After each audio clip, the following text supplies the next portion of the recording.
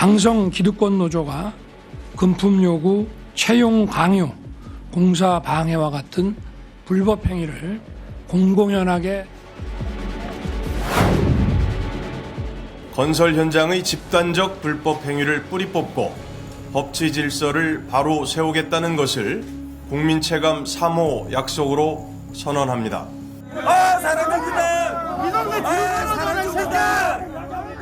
지난 석 달간 건설 현장의 불법 행위를 집중 수사해온 경찰은 건설 노조원 등 2,800여 명을 단속했다고 밝혔습니다.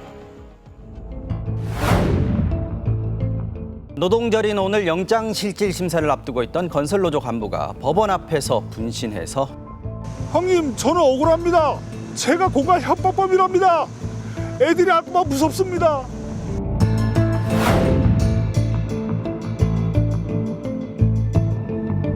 자기 권력을 취하기 위해서 힘든 사람들을 내몰고 핍박하고 어떻게 이렇게까지 하지?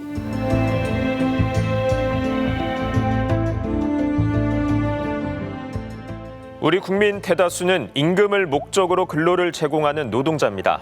2천만 명이 넘습니다. 헌법은 노동을 권리이자 의무로 규정하고 노동 3권을 보장하고 있습니다.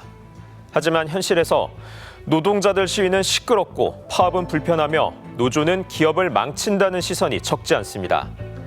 과거 경제 성장이 지상가치였던 시절부터 확산되어 온 이런 시각은 지난 정권에서 노골적으로 이용했고 2023년 노동절에 한 노동자가 분신으로 목숨을 끊었습니다. 억울하다, 자존심이 허락되지 않는다 유서를 남겼습니다. 스트레이트는 고 양해동 씨의 마지막 행적이 담긴 영상과 가족에게 남긴 유서를 단독 입수했는데요. 먼저 그가 이런 선택을 하게 된 과정과 배경을 취재했습니다. 지난 2023년 4월 30일 강원도 속초의 한 할인용품 매장. 중년 남성이 무언가를 찾는 듯 둘러보더니 편지 봉투와 노트를 샀습니다. 건설 노동자 양해동 씨입니다. 분신하기 전날 아내가 일하는 마트 건물에 있는 매장에 들러 유서를 남길 준비를 했던 모습입니다. 그날 화장실에 있었는데 다른 직원분이 누가 담당님을 찾아, 어떤 남자분이 담당님을 찾아 해서 나를 찾을 사람이 없는데 그랬죠. 근무 중인 아내를 잠깐 만나 저녁에 가족 식사를 하자고 했습니다. 남편이 우리 오늘 소고기 먹으면 안 될까? 그래서 소고기 먹을까? 그랬는데 남편이 돈도 못 벌어다 주는데 먹자 해서 미안하다.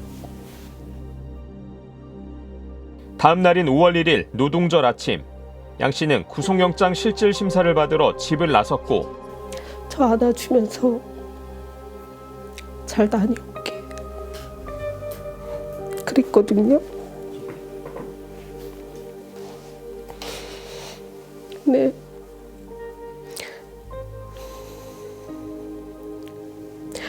저는 못 안아주겠더라고요. 괜히 그날 이제 실질심사 청구했으니까 또 안아주면 구속돼서 못 올까봐. 법원 앞에서 스스로 몸에 불을 붙였습니다.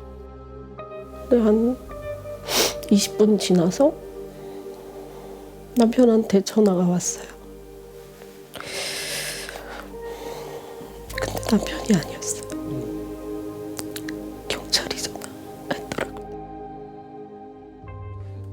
전날 구입한 편지지와 노트에 양 씨는 5통의 유서를 남겼습니다. 동료와 노조 등에 보낸 유서에서 그는 정당하게 노조 활동을 했는데 업무 방해 및 공갈이라고 한다. 자존심이 허락되지가 않는다며 억울함을 호소했습니다. 당시 공개되지 않았던 마지막 유서를 유가족이 스트레이트에 보내왔습니다. 사랑하는 나의 가족으로 시작한 글머리에서 그는 가족 한 명 한 명의 이름을 꼭꼭 눌렀었습니다. 이어 먹고 살려고 노조에 가입했고 떳떳하게 바르게 노조 활동을 했는데 구속영장 청구라니 정말 억울하다며 못된 생각을 이해해 주리라 믿는다고 적었습니다. 아내에겐 행복하게 해준다 약속했는데 못해주고가 미안하다며 두 자녀를 부탁했고 자녀들에겐 엄마를 지켜주라는 당부를 전하며 못난이 양해동이라고 끝을 맺었습니다. 한때 작은 사업체를 운영했던 양 씨는 2017년부터 건설 노동자로 일해왔습니다. 일감을 찾아 전국을 떠돌아야 했는데 임금을 체불하거나 떼이는 일이 반복되면서 노동조합에 가입했고 건설 노동자의 열악한 처우를 개선해보려 2022년부턴 지역 간부를 맡았습니다. 그러니까 남편의 일자리뿐만이 아니라 같이 일하는 노조원들의 일자리까지 알아봐야 되는 거예요. 구하러 다녀야 되고 계속 교섭하러 다녀야 되는. 그래서 많이 말렸었죠. 그런데 그해 출범한 윤석열 정부는 노조에 사실상 전면전을 선포했습니다. 2022년 말 화물연대 파업을 진압하며 지지율까지 오른 정권. 다음 타깃은 건설 노조였습니다. 당시 부동산 PF 문제 등으로 많은 건설사들이 위기에 내몰리면서 경제 전체에 부담을 주고 있었고 정부는 여러 지원책을 내놓던 상황이었습니다. 건설사들에게 눈에 가시 같던 건설노조에 정부는 불법 딱지부터 붙였습니다.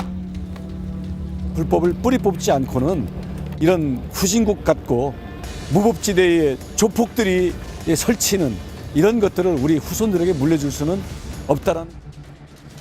이어 윤석열 전 대통령이 직접 나서 건설 노동자를 폭력배로 규정했습니다. 폭력과 불법을 보고서도 이를 방치한다면 국가라고 할 수 없습니다. 최고 권력자의 말 한마디로 시작된 이른바 건폭몰이.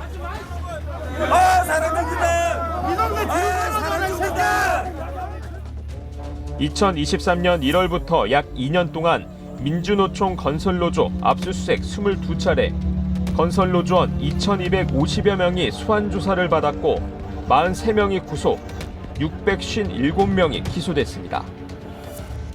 재판을 받고 있는 사람 지금도 엄청나게 많고 과거의 노가다를 더 넘어서서 건폭, 폭력배, 건설 폭력배 이렇게 완전히 낙찍어버리는 부분에서 정말 이게 자존심에 심각한 치유를 받았고요. 건설 노조원에게 적용한 혐의는 주로 업무 방해와 공동 공갈 강요였는데 임금과 처우 개선 등을 요구한 행동이 건설사들의 손해를 끼쳤다는 내용이 대부분이었습니다. 건설사의 조합원 채용 등을 요구해왔던 양해동 씨에게 적용된 혐의도 공갈과 업무 방해였습니다. 대통령이 혐오 발언을 아주 선동한 거죠. 그 효과야 말할 수 없이 강력합니다. 그래서 이들을 사회의 적으로 규정하고 혐오하고. 건폭 낙인 찍기에 언론들도 가세했습니다. 삥을 뜯는다라는 표현도 노골적으로 제목에 사용을 하고 반면에 그러한 이제 건설 현장의 그 배경이 어떻게 왜 그런 배경이 발생했는지에 대한 보도는 일절 없었었고요. 건설노조와 노동자들은 분노와 혐오의 대상으로 몰아갔습니다. 구속까지 됐다 무죄로 풀려나 누명은 벗었지만 짙게 남은 사회적 혐오는 지금도 상처가 됩니다. 현장에 이제 일을 끝나고 집에 들어갔을 때 사람들이 보는 시선이 따가울 정도까지 느껴졌어요. 우리가 하는 일들이 이렇게 나라에서까지 나서서 국가 권력들이 나서서 이렇게 지탄받고 해야 될 일인가? 양 씨의 분신을 놓고 음모론까지 나왔습니다. 조선일보는 분신 장소 옆 검찰청사 CCTV 화면을 독자가 제보해왔다며 지면에 싣고는 옆에 있던 노조 간부가 분신을 막지 않았다고 보도했습니다. 이런 보도에 국토부 장관도 거들었습니다. 왜 수수방관했느냐? 왜 말리지 않았느냐? 저는 지금도 역시 석연치 않은 마음은 변함이 없습니다.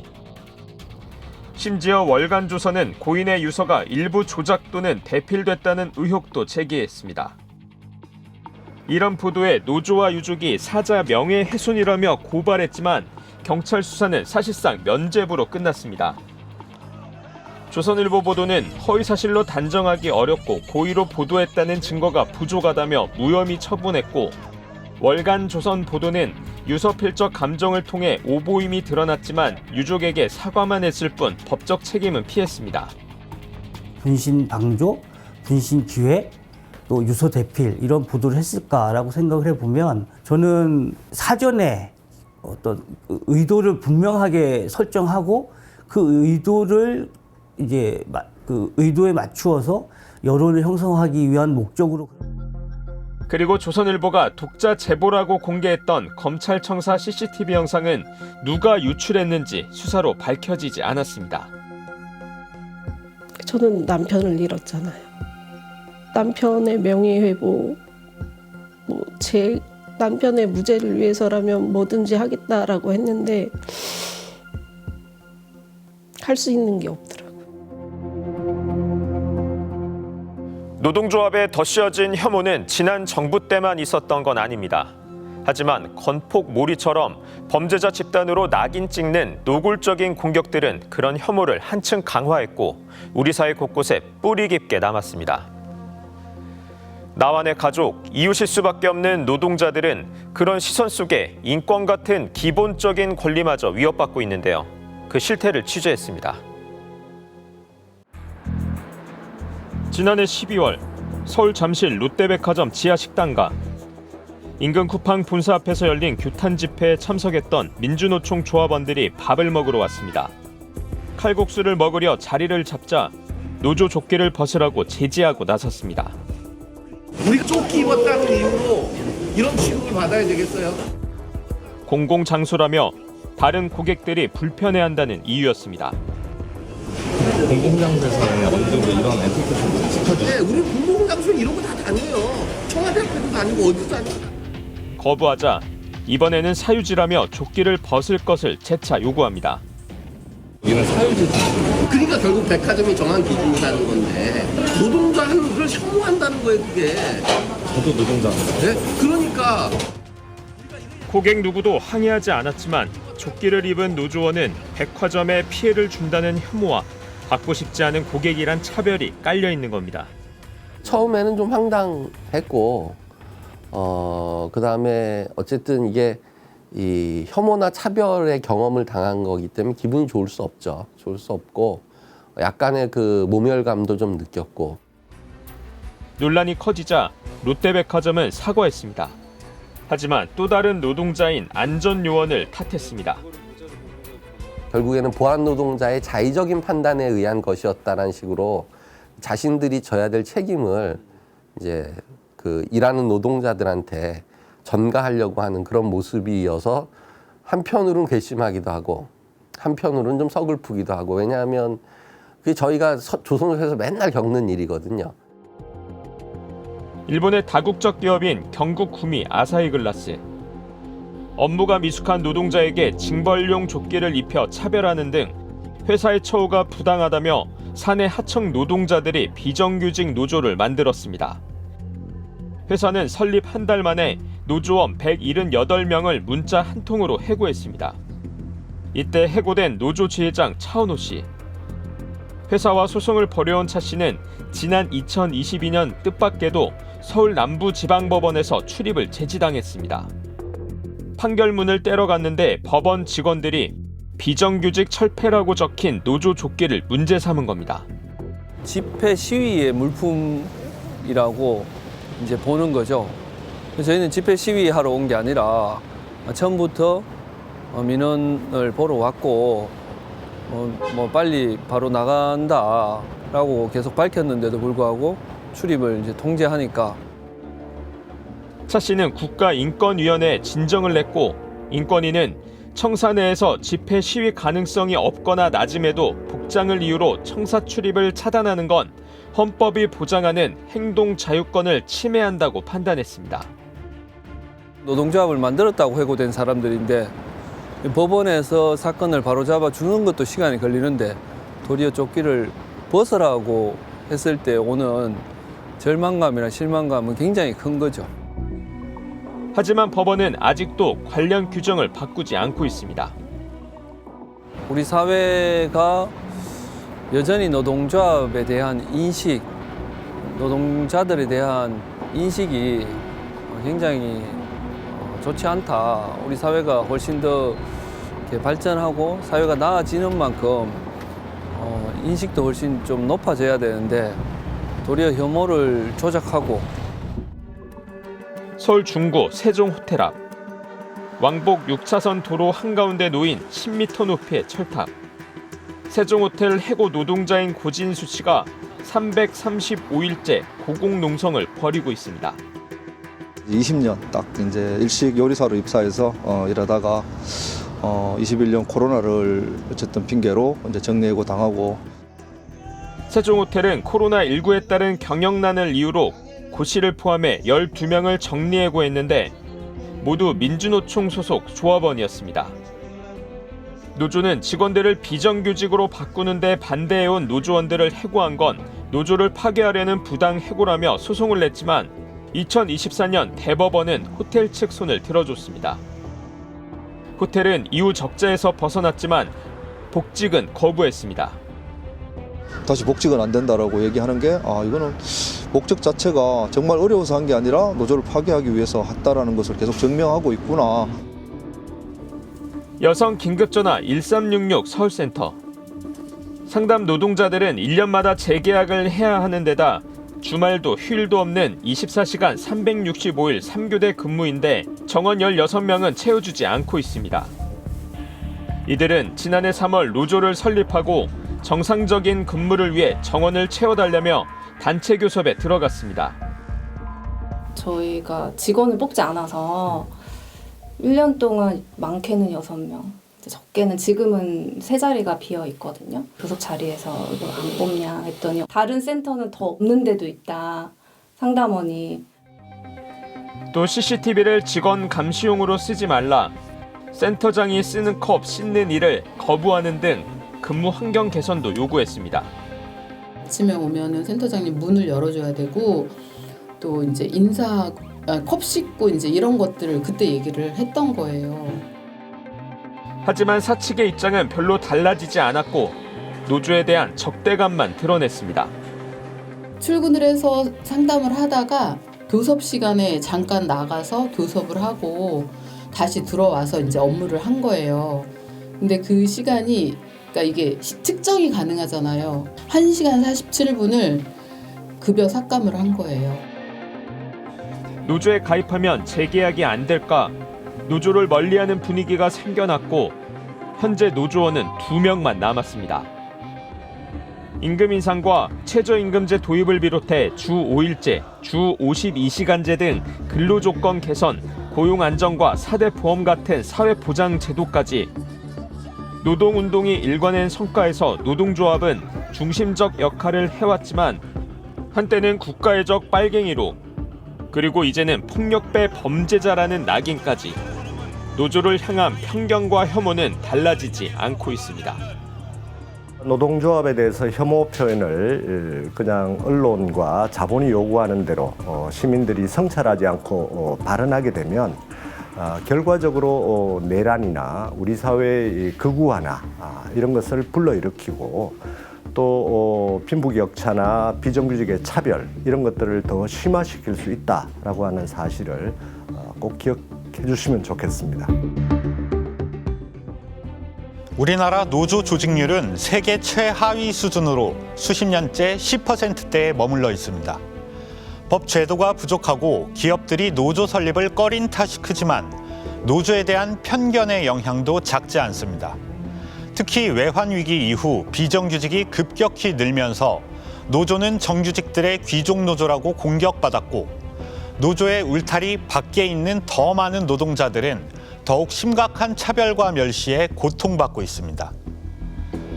근무 조건과 환경이 열악할 뿐 아니라 갑질과 폭언 폭행에도 시달리고 있지만 이들을 보호할 법은 여전히 멀리 있습니다.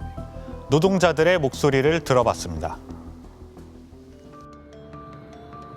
지난해 8월 경기도의 한 농수산물 시장. 70대 청소노동자 김모 씨는 평소처럼 폐기물을 분류하고 있었습니다. 그런데 바로 옆에서 한 남성이 폐지를 바닥에 버렸습니다. 이거 넣어야 되거든. 안 넣고는 버리길래 이거 안 버리냐고 이따가 버리냐 하니까 타신 애들이 돈 받고 팔아먹으니까 타신 애들 치워야 우리가 버리냐고 그러더라고. 지정된 장소에 버려달라는 말 한마디에 이 남성은 김 씨의 모자를 벗겨 얼굴로 던지고 손을 들어 때릴 듯 위협했습니다.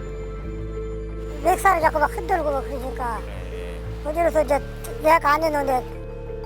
그러고도 분이 풀리지 않은 듯 김 씨가 앉은 손수레를 이리저리 밀더니 구석에 처박아 버렸습니다. 전치사주의 부상을 입은 김 씨. 5달 전 일이지만 마음속 상처는 씻기질 않습니다. 내가 지금 한 6년, 7년 다 돼가는데 처음이에요. 또 약까지 올리더라고. 뭐 자식 같아도 맞으니까 어떠냐고. 언제 누구에게 비슷한 피해를 당할까 걱정이지만 하소연할 곳도 없고 그렇다고 일을 쉴 수도 없습니다. 할 얘기도 바쁘고 그리고 이걸 끌어올 사람이 또 없어요. 또 그런 게 나타날지 모르지. 그런 사람 또 있는지 모르는지 그것은 자꾸 보는 거지. 도움 요청할 곳이나 이런 데는 따로 없으세요? 없어요. 뭐 경찰서 가면 고소하면 할게요. 이른바 감정노동자인 콜센터 여성상담 노동자들은 갑질과 폭언, 성희롱에 시달립니다. 고객의 전화를 받자마자 다짜고짜 반말에 욕설이 쏟아집니다. 기사가 전화도 안 하고 아니 고객님 전화해야 되겠어. 안녕 자식이 내 사기치나 고객님 쌈싸먹어. 노골적인 성희롱을 계속해도 죄송하다고 해야 하는 건 상담 노동자입니다.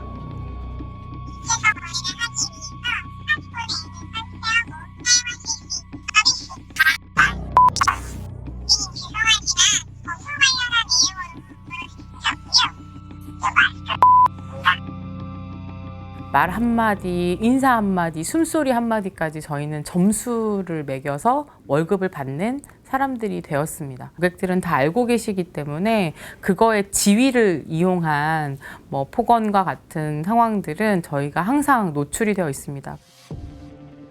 고객을 응대하다 당하는 폭언, 폭행 등에서 노동자를 보호하기 위한 감정노동자 보호법은 지난 2018년 시행됐습니다. 사업주는 노동자가 폭언, 폭행에 대응할 수 있는 지침을 만들고 피해를 입으면 업무를 일시 중단시키거나 휴게 시간을 늘려줘야 합니다.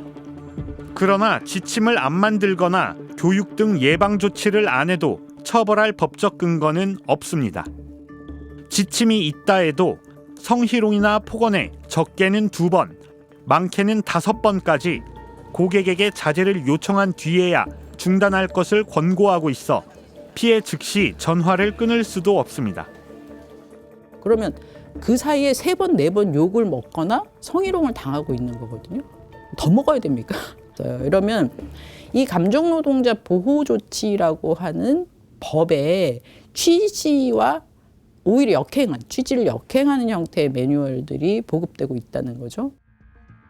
법이 생겼어도 감정노동자들이 체감하는 현실은 별로 달라지지 않았습니다. 감정노동자 실태조사에서 68%가 고객 악성 행위가 여전하다고 답했고 71%는 사업주가 감정노동자를 보호할 의지가 보이지 않는다고 답했습니다. 근본적인 문제는 노동자들의 불안한 고용에 있습니다. 비정규직인 상담 노동자들은 주로 2년마다 계약을 합니다. 재계약하려면 전화를 받는 콜수 목표치를 채워야 합니다. 하루에 채워야 하는 목표 콜수가 있습니다. 그래서 어떤 상황이 되더라도 그 목표 콜을 채워야 제가 제대로 된 임금을 받아갈 수 있습니다. 게다가 이들을 고용한 콜센터는 대부분 하청업체입니다. 하청업체는 원청업체의 재계약 기준이 되는 고객 만족도를 달성해야 하는데 이를 위해 상담 노동자들은 갑질과 폭언을 감내할 수밖에 없습니다. 2년에 한 번 또는 3년에 한 번 계약이 해지될 수 있다는 상황을 알고 저희가 재직을 하고 있기 때문에 용역회사들은 끊임없이 저희를 협박하고 있습니다. 너 혼자만의 계약이 안 되는 게 아니라 저희 회사 전체에 있는 상담사들이 계약이 안 될 수 있다. 이렇게 합니다. 연대 책임에 대한 부분을 끊임없이 요구하고요. 이런 구조 속에 갇혀 있는 탓에 법이 보장해준다는 권리를 주장하기는 사실상 불가능합니다. 원청과의 관계에서는 용역업체가 을이잖아요. 왜 고객한테 그런 식으로 뭐 했냐. 너 자꾸 이런 클레임 같은 것들이 해결이 안 되면 내년에는 바꾼다. 또는 다음에는 너네랑 계약하지 않겠다. 이런 관계에서 당연히 적극적으로 나설 수 없죠. 결국에는 그 소속되어 있는 나의 근로계약 상대방에게만 책임을 묻기 때문에 최근 5년 동안 고용노동부에 접수된 감정노동자보호법 위반 처분 건수는 한 해 평균 40건 수준. 산업 구조상 서비스업의 비중이 커지면서 고객을 응대하는 감정노동자는 약 1,200만 명으로 추산됩니다. 더 심각한 건 노동자라는 걸 인정받지도 못해 법의 보호조차 받지 못하는 노동자들입니다. 플랫폼 종사자, 대리기사, 프리랜서 등 이른바 권리박 노동자들인데 무려 870만 명, 전체 임금 근로자 10명 중 4명에 달합니다. 이들이 노동자로서 권리를 보장받을 수 있도록 정부가 법을 만들기로 했습니다. 법의 취지엔 공감하지만 한계가 분명하다는 지적을 받고 있는데요. 현 상황에서 얼마나 실효성이 있을지 자세히 따져봤습니다. 지난해 8월 경기도 군포의 한 내거리. 배달 노동자가 몰던 오토바이 앞으로 택시 한 대가 불쑥 끼어듭니다. 깜짝 놀라 경적을 울리자 택시기사는 차를 세우더니 창문을 열고 욕설을 퍼붓습니다. 잘 와서 새끼 가고 있었는데 이거 밝게 다 있어. 야, 그들하고 길가로 차를 옮긴 택시기사는 주머니에서 동전을 꺼내 오토바이로 던집니다. 짜장면을 배달해. 그래서 어린 나이에 배달하고 다니냐? 배달 노동자의 얼굴을 향해 담뱃재를 털고 때릴 듯 위협하기도 합니다. 제가 하는 일에 대해서 그렇게 부끄럽거나 그렇게 생각하지는 않는데 라이더에 대한 무시고 관시고 하니까 거기에서 조금 이제 현타 오더라고요. 음식점에서도 갑질과 폭언은 흔하게 당합니다. 배달할 음식이 언제 조리되냐고 물었는데 소리를 지르거나 욕을 하기도 합니다. 10분 넘게 걸릴 거예요? 일하러 왔는데. 야, 일하기 싫으면 나가라고. 방송 안 보여? 왜 너만 생각해? 이쪽이네. 근데 왜 자꾸 반말을 해? 안 바꾸면 그냥 쳐맞은 거니까 나가. 예, 제가 신고했고요. 참다 못해 모욕 혐의로 고소하자 업주는 퇴거 불응으로 맞고소했고 업주만 모욕죄로 벌금 50만 원을 내게 됐습니다. 저는 하염없이 기다려야 되고 저희는 중간에 따로 쉬는 시간이 없으니까요. 그래서 사실 이거 헬멧 쓰고 있는 것도 상당히 많이 갑갑하고 목도 뻐근하고 덥고 그래서 벗고 쉴 수도 있는 거고 잠깐 이제 화장실을 다녀올 수도 있는 거고요. 이런 일을 당할 때마다 고소할 수는 없는 노릇. 임금을 주는 플랫폼 업체에 도움을 요청했지만 별다른 조치는 없습니다. 플랫폼에서 어떤 이슈가 있었을 적에 상황들을 전달을 하면 피드백이 없으니까요. 라이더 하대하고 막대한다. 그런 모습을 보면은 플랫폼에도 아마 이런 내용들이 많이 전달이 되었을 텐데. 주로 밤 시간에 취객을 응대해야 하는 대리운전 기사는 더 심각합니다. 주차장에서 빨간색 옷을 입은 부부가 대리기사와 실랑이를 벌입니다. 부부는 대리기사를 툭툭 밀더니 삿대질을 하고 주먹을 들어 위협합니다. 이어 남편이 대리기사 발을 걸어 넘어뜨리고 아내는 다가와서 발로 뒤통수를 걷어찹니다.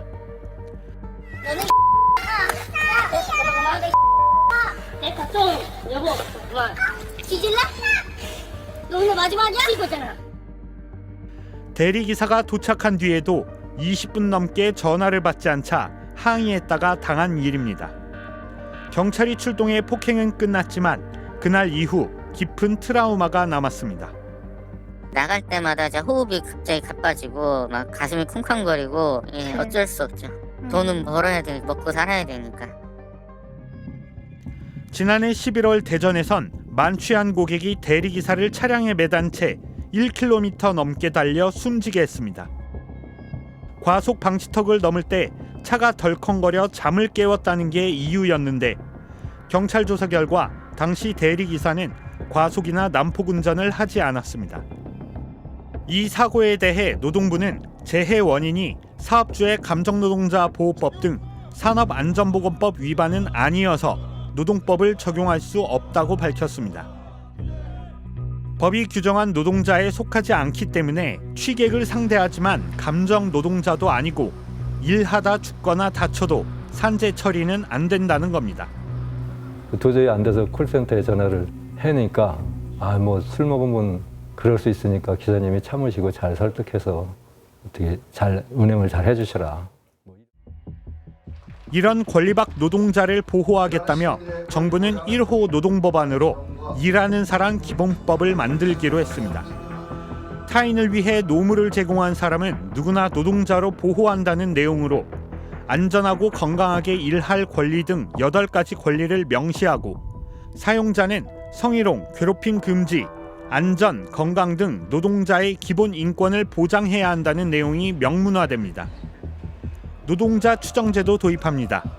임금체불 같은 민사 분쟁이 생겼을 때 노동자가 아닌 사용자가 노동자가 아니라는 걸 입증해야 합니다. 노동법 사각지대를 해소하는 첫 발을 뗀다는 의미는 분명하지만 노사 모두 한계를 지적합니다. 노동계에선 법조항이 대부분 노력해야 한다, 지원할 수 있다처럼 선언적 규정에 불과하다고 평가합니다. 경영계에선 사용자의 자유계약 원칙을 제약한다며 입법 자체를 반대하고 있습니다. 게다가 법조항 33개 중 20개는 윤석열 정부가 발의했던 노동약자 지원법과 똑같습니다. 권익 보호를 규정한 조항은 노동약자, 영세사업장을 일하는 사람으로 바꾸면 토시 하나 다르지 않습니다.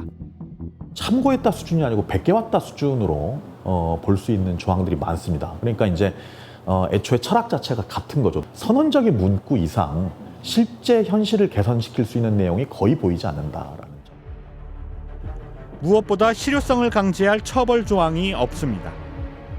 특고 플랫폼 배달 노동자들 이런 분들의 산업재해 예방을 위해서 어떤 조치를 할 수 있는 방안이 있냐?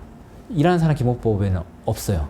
원래 사망사고 나면 고용노동부가 사고 원인 조사를 해야 되는데 교통사고라고 처리해서 산재 통계에도 안 나와요. 근로기준법상 노동자의 정의에 포함시키지 않은 근본적 한계 탓에 역차별 우려도 나옵니다. 그래서 누군가는 괴롭힘을 당해도 근로기준법에 따라서 강한 보호와 어떤 조치가 가능하다면 일하는 사람은 그냥 회사가 예방하면 되고 그 예방도 뭐 노력하는 정도면 끝나는 그렇게 되는 사람들이 있겠죠. 우리나라와 달리 스페인은 라이더법을 제정해 플랫폼의 배달 노동자의 정식 고용을 의무화했고 포르투갈 대법원에선 플랫폼과 배달 노동자 사이에 고용관계가 성립한다는 판례도 나왔습니다. 비슷한 방식으로 콜을 잡고 급여를 받고 이렇게 하는 건데 사는 나라가 다르다고 해서 어떤 곳에는 그런 노동법의 전부를 보장받고 어떤 나라에서는 노동법의 전부가 배제되는 이런 상황은 좀 납득하기가 어렵죠. 대한민국에서 그렇게 노동자를 바라보는 법적인 기준이라는 것이 굉장히 후지다, 구시대적이다. 전 세계 1억 6천만 노동자를 대표하는 국제노총은 우리나라의 노동권 보장 수준을 최하위인 5등급으로 분류했습니다. 5등급에는 중국, 이집트, 이란, 캄보디아 등이 포함되어 있는데 사업주들이 미흡한 법적 규제와 감독을 악용하고 있다는 혹평을 받았습니다. 노동부는 오는 5월 1일 노동절까지 일하는 사람 기본법 입법에 필요한 절차를 마무리할 계획입니다. 이사의 요구만 늘어놓으면 무슨 의미가 있냐 하지만은 선언이 되어야 구체법에서도 구체할 수 있다고 봅니다. 실효성 있는 법과 제도가 만들어지고 또 자리 잡을 때까지 권리 밖에 있는 노동자들은 또 하루를 차별과 혐오 속에 아파하고 참아내야 합니다.